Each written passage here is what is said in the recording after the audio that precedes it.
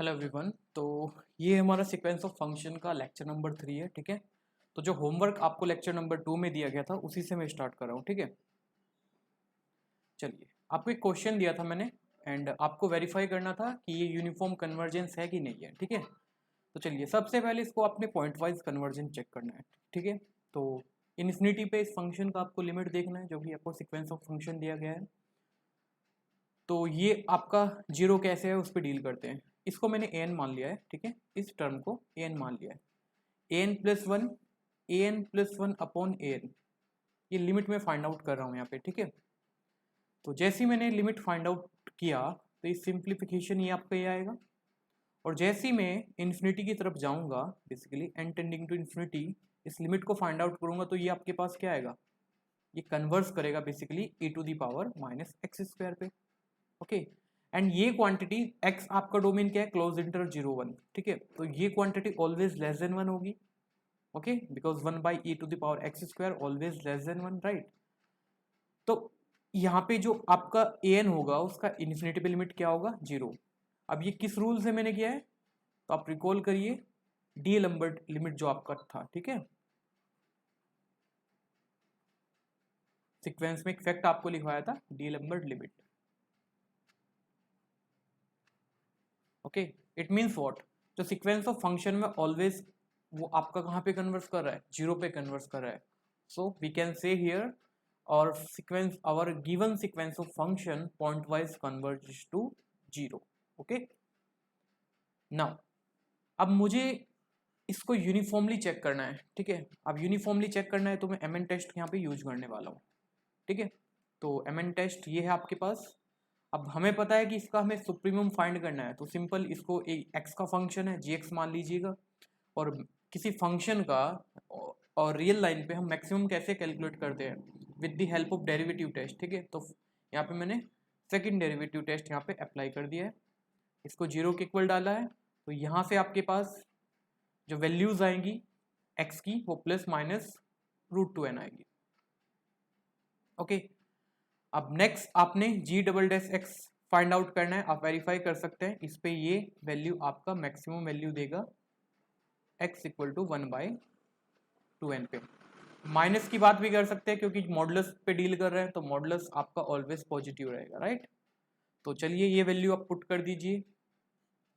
ठीक है, तो फाइनली जो आपका mn आया ये आया। अब जैसे मैं इन्फिनिटी पे गया तो और mn, यानी कि हमारा जो mn आया है वो इन्फिनिटी की तरफ जा रहा है। इट मीन्स व्हाट, ये जो आपका गिवन फंक्शन है ये यूनिफॉर्मली कन्वर्जेंट नहीं है, बट पॉइंट वाइज कन्वर्जेंट है जीरो पे। F n point wise convergent है जीरो पे, पॉइंट वाइज कन्वर्जेंट। ठीक है, चलिए अब हम कुछ इंपॉर्टेंट फैक्ट यहाँ पे देखते हैं। हमने फर्स्ट लेक्चर में पढ़ा था basically what about the point wise limit of sequence of continuous function, point wise limit of sequence of bounded function, point wise limit of sequence of differentiable function and point wise limit of sequence of Riemann integrable function. ठीक है, वो जरूरी नहीं आपकी उस condition को hold कर रही थी। लाइक जैसे हमने पॉइंट वाइज लिमिट ली थी सीक्वेंस ऑफ कॉन्टिन्यूस फंक्शन की, तो वो कॉन्टिन्यूस नहीं थी। ठीक है, तो अब हम यहाँ पे डिस्कस करने वाले हैं अगर यूनिफॉर्म कन्वर्जेंस के अंडर इन चीजों को डील किया जाए तो क्या इफेक्ट पड़ता है। ठीक है, तो चलिए सबसे पहले स्टार्ट करते हैं। अगर यूनिफॉर्म कन्वर्जेंस आपको दिया जाए और जो सीक्वेंस ऑफ फंक्शन है वो कॉन्टिन्यूस हो, तो क्या आपके पास यूनिफॉर्म लिमिट के बारे में क्या बोल सकते हैं। ठीक है, और इसके एप्लीकेशन क्या है वो साथ साथ में डिस्कस करते चलूंगा। ठीक है, बेसिकली आपको सीक्वेंस ऑफ फंक्शन दिया गया है, f n is a sequence of function. ठीक है, और एफ एन यूनिफॉर्मली कन्वर्जेंट है एफ पे, और f n x basically sequence of continuous function आपको दिया गया है किसी डोमेन डी पर। ठीक है, तो आपके पास फैक्ट क्या कहता है, जो यूनिफॉर्म लिमिट होती है वो भी आपकी कंटिन्यूस होती है, बट पॉइंट वाइज कन्वर्जेंट में ऐसा नहीं था। ठीक है, that is uniform limit of sequence of continuous function is also continuous. ठीक है, आप प्रूफ किसी भी बुक में चेक कर सकते हैं। ठीक है, सिंपल डेफिनेशन आपने यूज करना है और थोड़ा लिटिल बिट इसमें कंस्ट्रक्टिव प्रूफ है। ठीक है, वो आपने ध्यान में रखना है, देन आप इसको इजीली प्रूफ कर सकते हैं। ठीक है, प्रूफ इंपॉर्टेंट नहीं है, इसका एप्लीकेशन क्या है, कैसे सीक्वेंस ऑफ फंक्शन को हम इसकी हेल्प से चेक कर सकते हैं यूनिफॉर्म कन्वर्ज होगा कि नहीं होगा, ठीक है। एंड साथ साथ आप नोट करके चलिएगा इस स्टेटमेंट का कन्वर्स ट्रू नहीं है, ठीक है।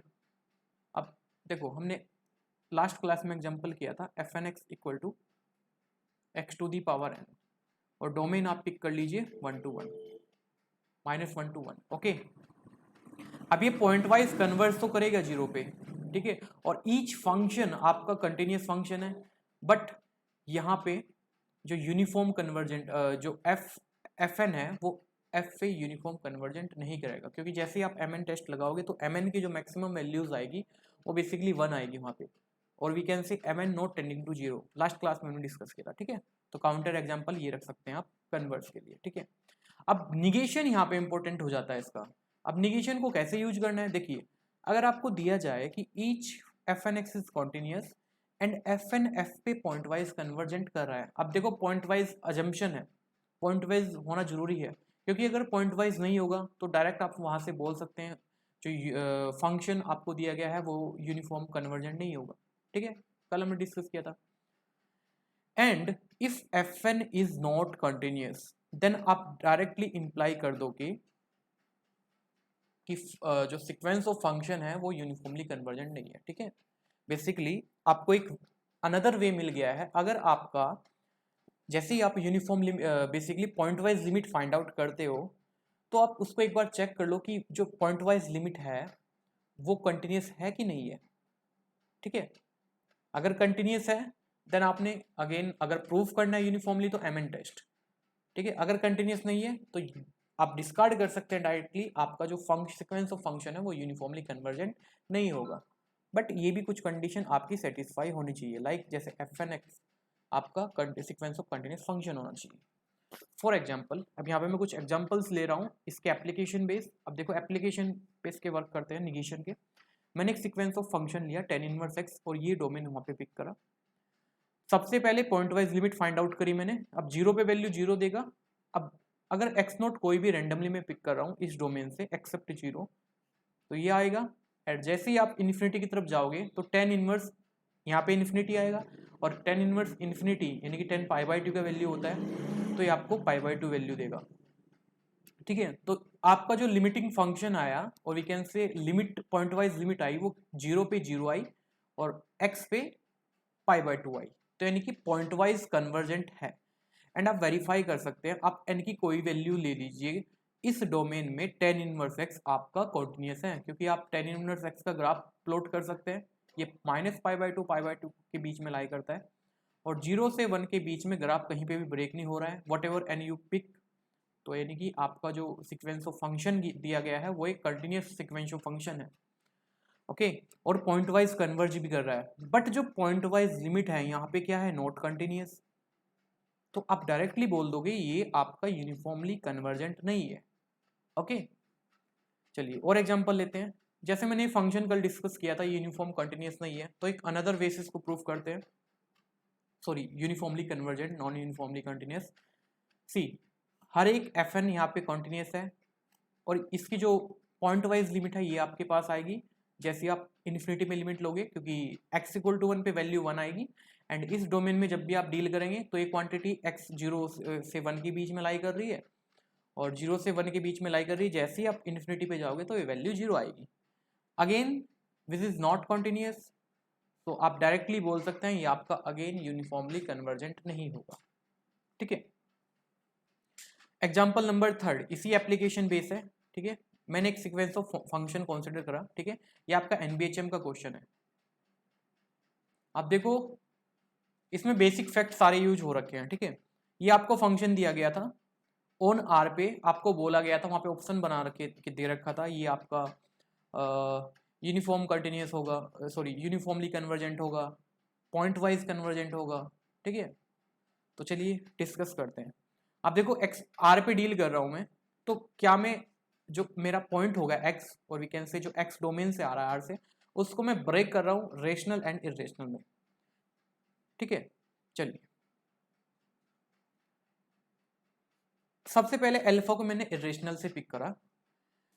अब देखो जब भी मैं अल्फा इरेशनल से लूंगा अगर उसकी मल्टीप्लाई में n फैक्टोरियल से करूंगा तो क्या कभी वो इंटीजर्स वैल्यू देगा?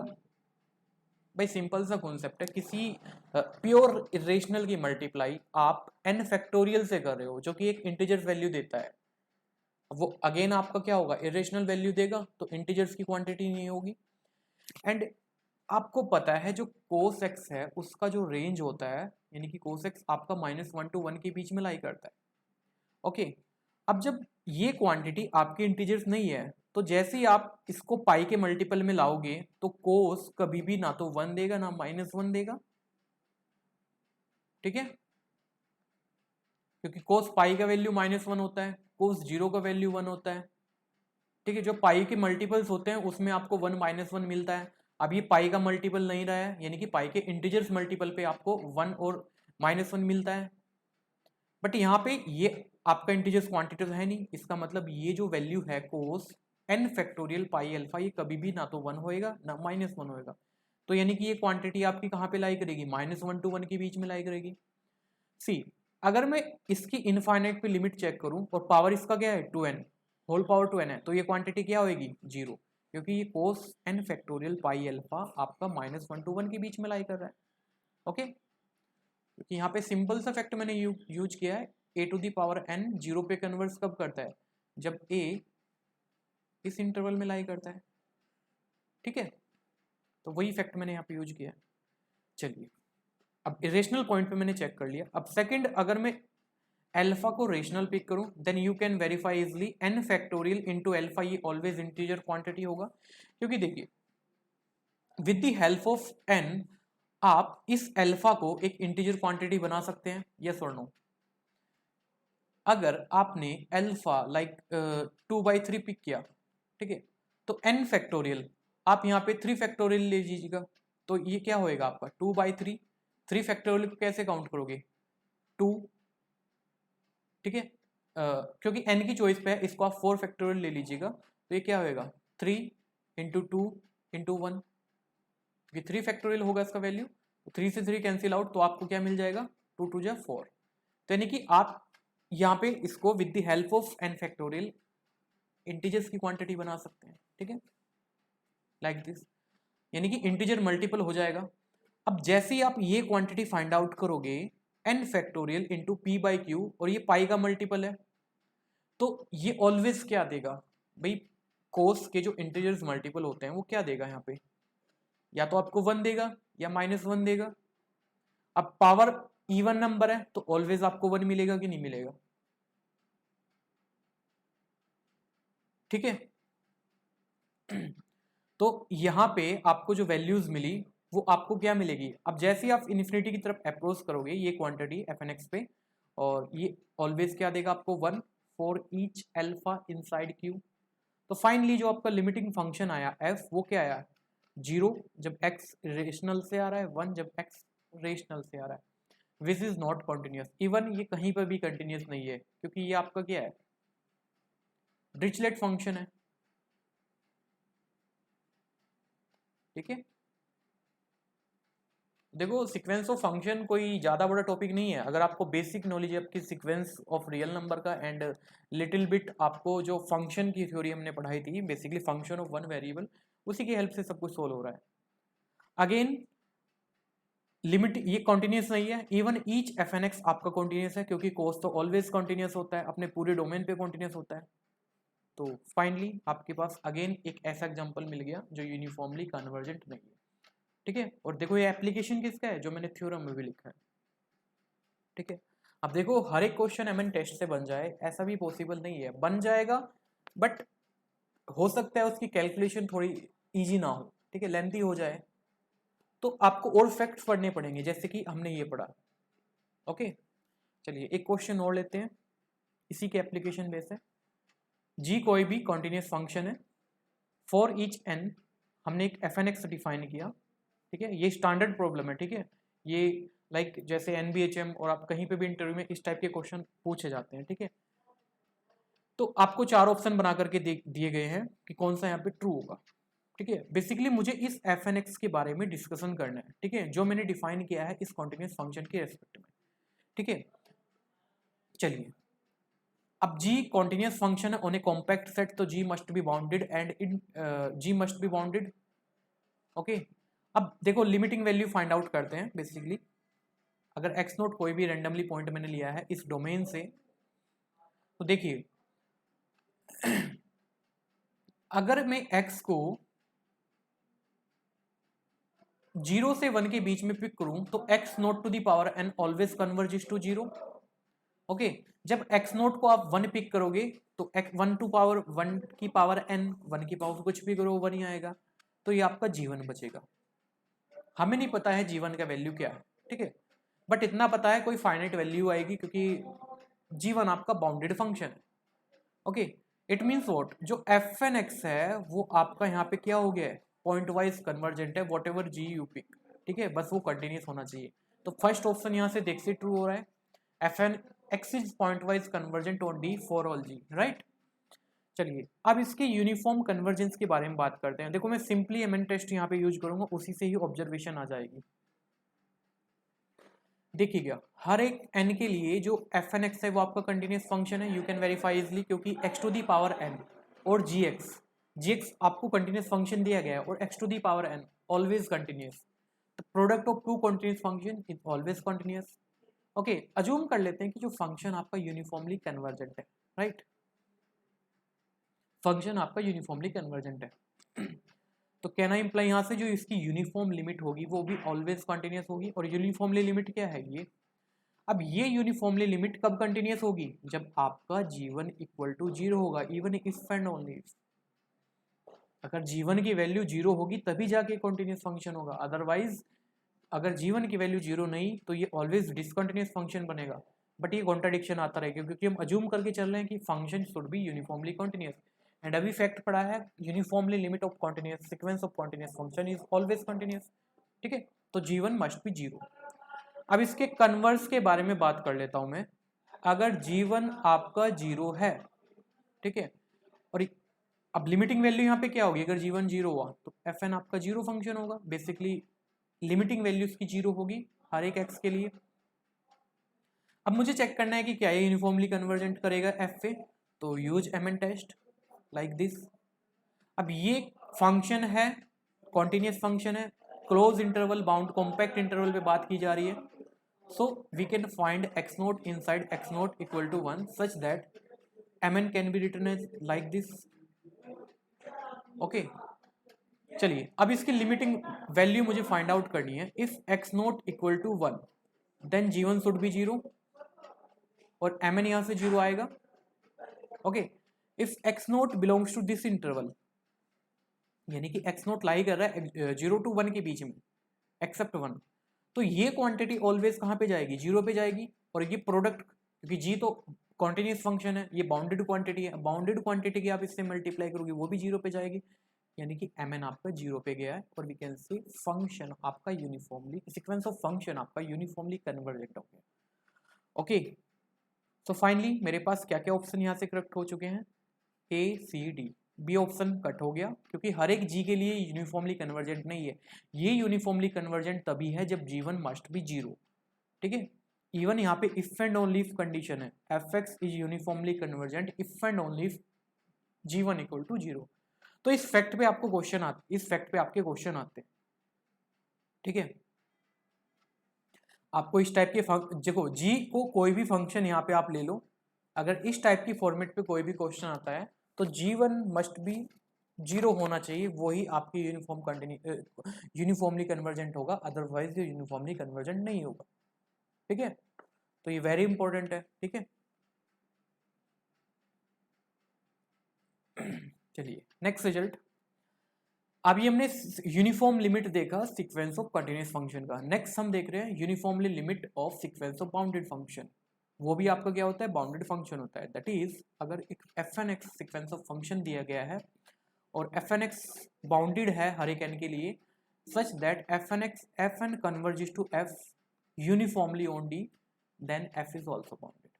Proof very easy, uniformly convergent का डेफिनेशन यूज करना है, इससे ज़्यादा कुछ नहीं है, 2-3 लाइन का प्रूफ है, आपको ट्राई करोगे। Again converse need not be true, इसका कन्वर्स ट्रू नहीं होगा, अब इसका काउंटर एग्जाम्पल क्या होगा वो मैं आपको होमवर्क दे रहा हूँ, आपका भी दिमाग चलना चाहिए, ठीक है। तो आपके लिए होमवर्क है, आपको फाइंड आउट करना है, ठीक है।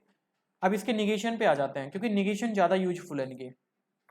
अगेन अगर आपको ये समथिंग कुछ दिया गया है, सीक्वेंस ऑफ बाउंडेड फंक्शन और एफ एन एक्स एफ पे पॉइंट वाइज कन्वर्ज कर रहा है, और जो उसकी लिमिटिंग वैल्यू है, बेसिकली जो लिमिट आई है, जो पॉइंट वाइज लिमिट आई है, वो बाउंडेड नहीं हुई as x tending to x naught, और एक्स नोट डी का लिमिट पॉइंट है, ठीक है। ये बात समझ में आ जाएगी क्यों लिखा है हमने। Then f x is not u c on a, और जहाँ पे एक्स नोट ए का लिमिट पॉइंट है, यानी कि डी पे तो होगा ही नहीं, और उसके उस डोमेन सबसेट पे भी नहीं होगा जहाँ पे एक्स, अगर एक्स नोट ए का लिमिट पॉइंट बन गया, ठीक है। जैसे कि इसके निगेशन का बात करते हैं, एग्जाम्पल ले लेते हैं। ये एग्जाम्पल मैंने कंसीडर करा, अब देखिएगा ये आपका बाउंडेड फंक्शन है, बेसिकली हर एक एन के लिए ये एफ एन एक्स जो बन रहा है, लाइक f1 f2 f3 ये सारे बाउंडेड हैं, और वी कैन से हमें सीक्वेंस ऑफ बाउंडेड फंक्शन दिया गया है, ओके।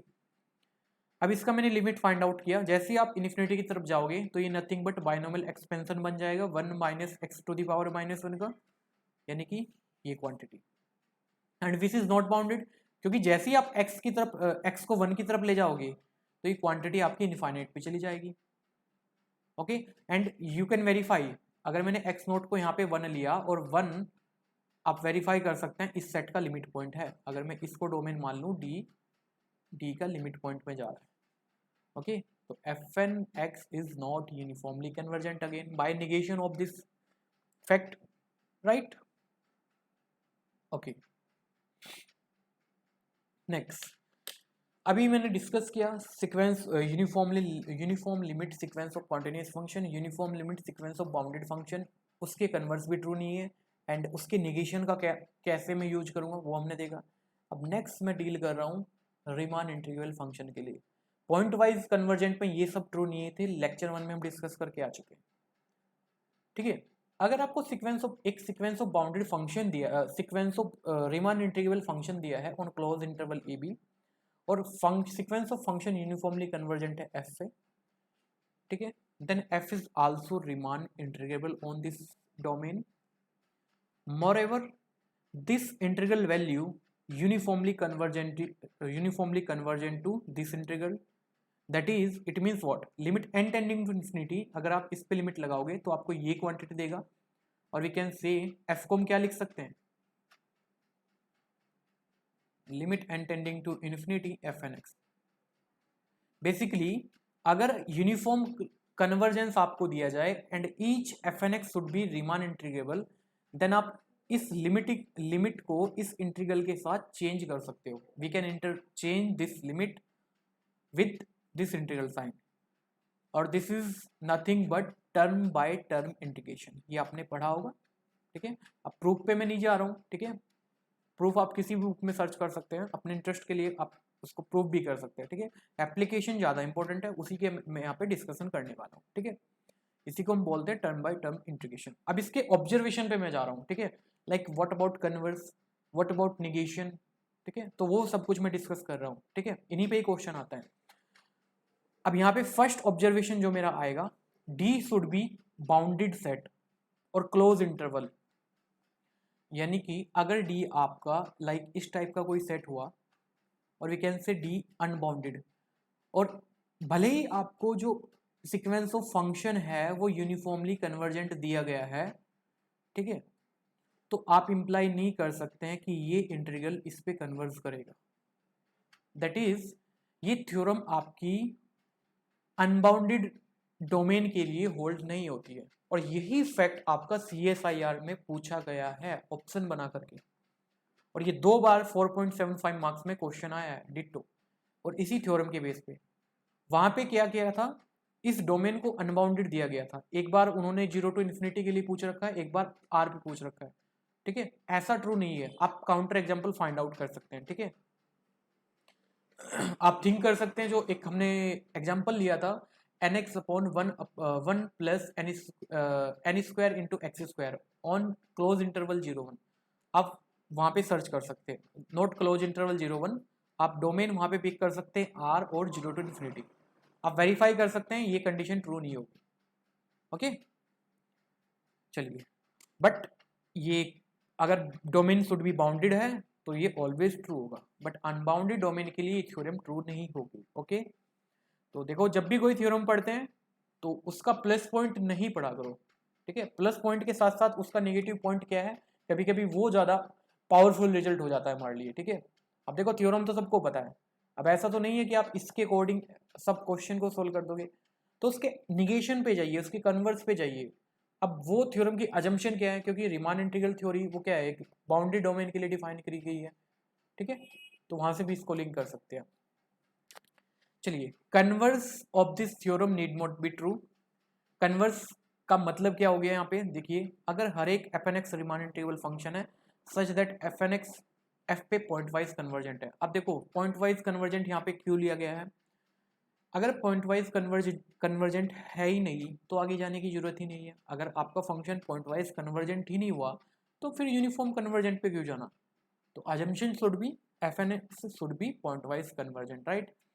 एंड इवन जो यूनिफॉर्मली लिमिट है आपकी, सॉरी जो पॉइंट वाइज लिमिट है वो रीमान इंटीग्रेबल है, एंड ये इंटीग्रल वैल्यू इस पे कन्वर्स कर रही है, तो आप इम्प्लाई नहीं कर सकते हो कि जो एफ एन एक्स है वो यूनिफॉर्मली कन्वर्जेंट होगा, यानी कि कन्वर्स ट्रू नहीं होगा। अब ये कन्वर्स भी एक ऑप्शन बना करके वहां पे दे रखा था, ठीक है। उसके लिए एग्जांपल मैं आपको दे रहा हूं, ये सीक्वेंस ऑफ फंक्शन मैंने लिया 1 माइनस एन एक्स, जब ये एक्स आपका इस इंटरवल में डिफाइन है एंड 0 अदर वैल्यूज पे, और डोमेन यहाँ पे क्लोज इंटरवल 0 1 है। सी, अब इसके ग्राफ देखिए, अब देखो जब भी इस टाइप के फंक्शन आए तो उसका ग्राफ प्लॉट करने की कोशिश करिए, आपको एक आइडिया मिल जाएगा कि फंक्शन कहाँ पे कन्वर्स कर रहा है। देखिए जैसे n की वैल्यू 1 रखेंगे तो 1 माइनस एक्स का ग्राफ ये होगा, 1 माइनस 2x का ग्राफ ये होगा, 1 माइनस 3x का ग्राफ ये होगा। अब देखो आपको आइडिया मिल रहा है, जैसे n को इंक्रीज कर रहे हैं, n को इंक्रीज कर रहे हैं मतलब जैसे ही आप इनफाइनाइट की तरफ जा रहे हो तो ये लगातार डिक्रीज कर रहा है, और मैक्सिमम कहाँ पे डिक्रीज कर जाएगा ये, इस लाइन पे। और इस लाइन का मतलब क्या है, मतलब आप किस लाइन पे जा रहे हो, फंक्शन कहाँ पे जा रहा है बेसिकली आपका 0 पे by graph. Okay so you are limiting value here 0, और we can say f n x should be point wise convergent on f, और एफ यहाँ पे नथिंग बट 0 फंक्शन है, ठीक है। नाउ अब इसकी यूसी की बात करते हैं, तो एमएन टेस्ट मैंने यहाँ पे लगाया, इस डोमेन में बात कर रहा हूँ, ठीक है। अब इस डोमेन में ये वैल्यू आपकी क्या आएगी, 1 आएगी, क्योंकि जैसे ही आप इसकी सुप्रीमम वैल्यू कहाँ पे मिलेगी, ये डिक्रीज कर रहा है तो x इक्वल टू 0 पे मैक्सिमम वैल्यू मिलेगी, क्योंकि लगातार डिक्रीज कर रहा है कि नहीं कर रहा है। तो x इक्वल टू 0 पे आपकी क्या मिलेगी, यहाँ पे मैक्सिमम वैल्यू, और मैक्सिमम वैल्यू यहाँ पे 1 मिली, यानी कि ये 0 पे तो नहीं जा रहा है, यानी कि by M n test f n x जो आपको सीक्वेंस ऑफ फंक्शन है वो एफ ए यूनिफॉर्मली कन्वर्जेंट नहीं कर रहा है। इवन ये लिमिटिंग वैल्यू मैंने देखी 0 आ रही है, क्योंकि f आपका 0 है, 0 का इंटीग्रल 0 होगा, ठीक है। अब 0 to 1 f n x d x ये मैंने फाइंड आउट किया है, और n टेंडिंग टू इन्फिनिटी में दिस 1 माइनस एन एक्स, और इसका सिंपल इंटीग्रेशन जैसे ही आप करेंगे तो 1/2n, जैसे ही आप लिमिटिंग और लिमिट में यहाँ पे आप अप्लाई कर दोगे इन्फिनिटी पे, ये आपका कहाँ हो जाएगा 0 पे, ठीक है। तो यानी कि आपका जो इंटीग्रल है ये यूनिफॉर्मली कन्वर्जेंट कर रहा है इस क्वांटिटी पे। अब यहाँ पे मैंने यूनिफॉर्मली कन्वर्जेंट क्यों लिखा भाई, यूनिफॉर्मली कन्वर्जेंट का मतलब क्या था,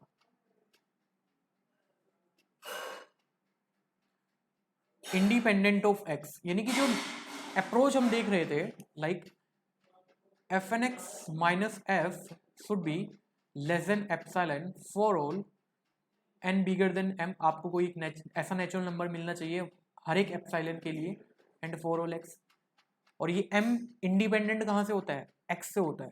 तो दैट्स वाई ये टर्म यहाँ पे क्या है, आप वेरीफाई कर सकते हैं, ये टर्म आपकी क्या आई 1/2n I.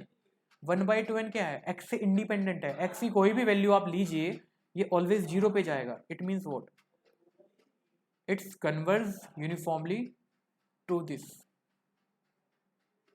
But f n x is not uniformly convergent. ये मैंने काउंटर एग्जाम्पल दिया है कन्वर्स के लिए,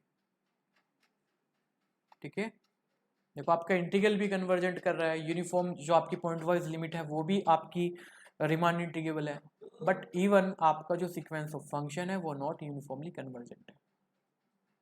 ठीक है, तो आपको सेकंड होमवर्क क्या है, जैसे मैंने एग्जांपल कंसीडर करा, आप एक अनदर एग्जांपल सर्च करके लाएंगे, ठीक है, इसके कन्वर्स के लिए। ओके, मैंने तो दे दिया है, बट अब आपकी बारी है, एक एग्जांपल आपको लाना है। ठीक है, तो थिंक अबाउट इट, आपको एग्जांपल मिल जाएगा। ठीक है, देखो सीक्वेंस ऑफ फंक्शन में थ्योरी के साथ साथ जितनी आपके पास एटलीस्ट 4 to 5 एग्जाम्पल की कलेक्शन ऐसी होनी चाहिए जिनके बारे में आपको डिटो एक एक वर्ड पता होना चाहिए, ताकि जब भी ऑप्शन आपके पास एग्जाम में दिए जाए एटलीस्ट 2 ऑप्शन तो आप देखते ही डिस्कार्ड कर दो। ओके, तो देखो इतने सारे एग्जाम्पल्स मैं साथ साथ आपको कराते जा रहा हूँ, उनका फुल कि कौन सा कहाँ पे कन्वर्ज है, कौन सा यूसी है, कौन सा यूनिफॉर्मली कन्वर्जेंट है, तो ये सब कुछ आपको अच्छे से करना है। जितने आपको लेक्चर्स में एग्जाम्पल्स दिए जा रहे हैं एटलीस्ट उनके बारे में आपको डिटेल में पता होना चाहिए। ठीक है, बाकी तो आप असाइनमेंट जब लगाओगे फैक्ट का यूज करोगे, ठीक है, सब नहीं याद रखना है, बट एटलीस्ट जो लेक्चर्स में आपके पास एग्जाम्पल कराए हैं वो सारे पॉपुलर एग्जाम्पल हैं। ठीक है, और मैंने एप्लीकेशन बेस कराए हैं ताकि वो इजिली आपको पता होना चाहिए। ठीक है, तो आपको सेकंड काउंटर एग्जाम्पल सर्च करना है। ठीक है, ये आपके लिए एक्सरसाइज है। नेक्स्ट, अब इसके भी निगेशन के बारे में देख लेते हैं। ठीक है, निगेशन क्या बोलता है, अगर हर एक f n x Riemann integrable है और ये पॉइंट वाइज कन्वर्जेंट है, अगर जो पॉइंट वाइज लिमिट है वो रिमान इंटीग्रेबल नहीं हुई तो आपका जो फंक्शन सीक्वेंस ऑफ फंक्शन है वो यूनिफॉर्मली कन्वर्जेंट नहीं होगा। और we can say if each f n x must be Riemann integrable, and ये पॉइंट वाइज कन्वर्जेंट कर रहा है, और जो पॉइंट जिस लिमिट पे पॉइंट वाइज कन्वर्ज कर रहा है, यानी जिस फंक्शन पे ये पॉइंट वाइज कन्वर्ज कर रहा है, और वी कैन से जो पॉइंट वाइज लिमिट है वो भी रिमान इंटीग्रेबल है।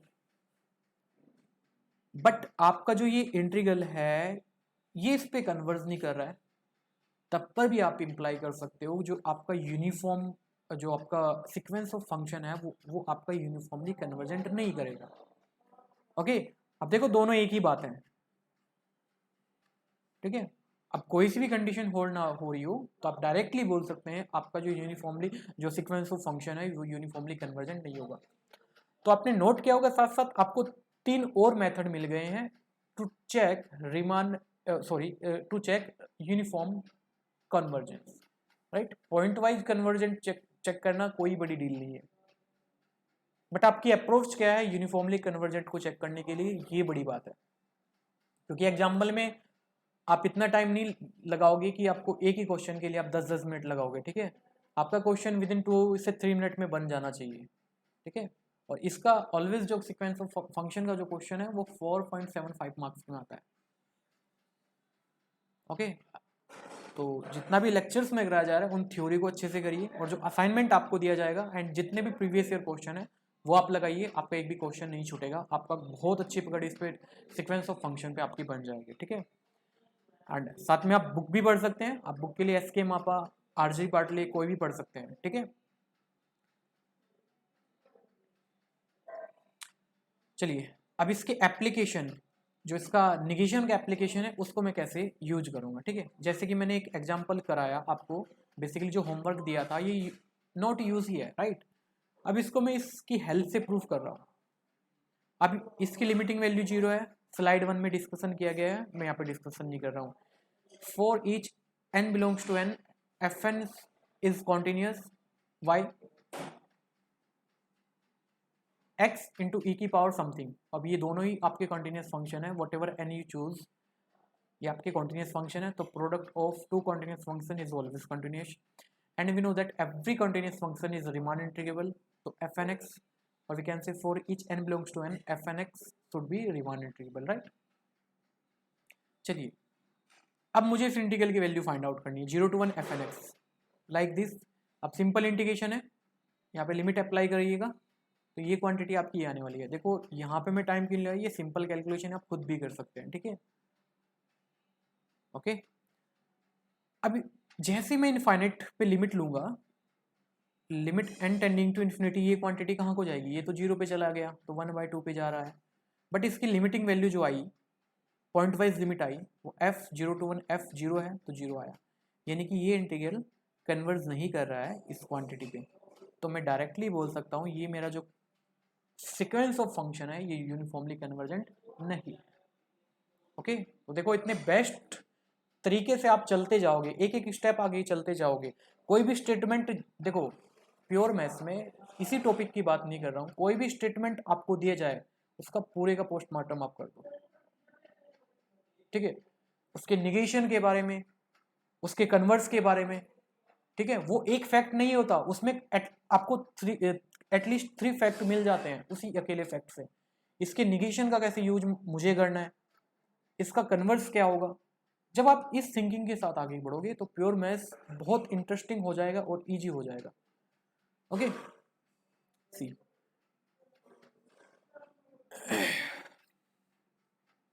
तो आज बेसिकली मैंने 3 फैक्ट पढ़े हैं। मैंने क्या देखा,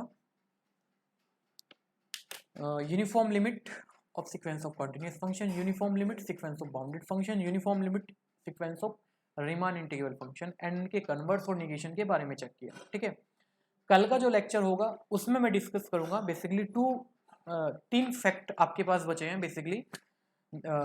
लास्ट आपका कल जो होगा वहां पे मैं डील करूंगा सीक्वेंस ऑफ डिफरेंशिएबल फंक्शन, और we can say uniform limit of sequence of differentiable function. क्या वहां से अप्लाई कर सकते हैं, वो डिफरेंशिएबल होगी, अगर नहीं होगी तो उसमें क्या कंडीशन इंपोज करें।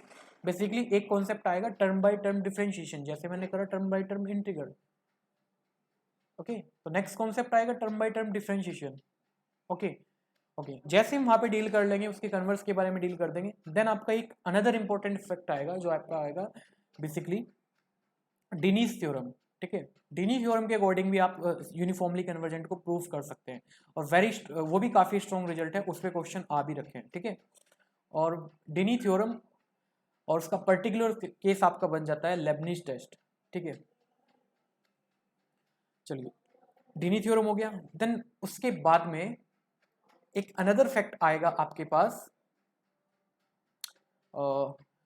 जिसको हम डिस्कस करेंगे, और उसके बेस उसके हेल्प से आप जो गेट के क्वेश्चन, जैसे कि लगातार आपका 2000 इस साल भी एक क्वेश्चन आया था एंड इक्वी कंटिन्यूस से लिंक करके वो आया था, वो थ्योरम भी बेसिकली मैं आपको कराऊंगा, और उसका जो एप्लीकेशन है कैसे उस पर क्वेश्चन सोल्व होंगे बेसिकली।